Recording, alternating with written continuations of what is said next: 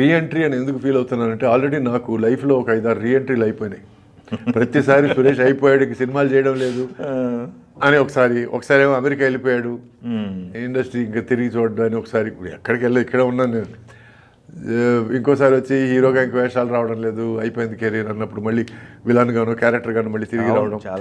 నాకు కావాల్సింది ఏమిటంటే నాకు నచ్చిన ఈ ఇండస్ట్రీలో నాకు నచ్చిన పాత్రలు చేసుకుంటూ ఉండడం తప్ప ఒక హీరోగా డూయెట్లు పాడుకుంటూ ఫైట్లు చేసుకుంటూ అది మొదటి నుంచి కాదు. అందుకే నేను బిగినింగ్ స్టేజ్లో నేను షూటింగ్కి వెళ్ళినప్పుడు హీరో గారు అంటే నేను ఆపేవాడు, దయచేసి హీరో గారిని పిలవద్దు, ఎందుకంటే లాస్ట్ వరకు ఏది శాశ్వతం కాదు.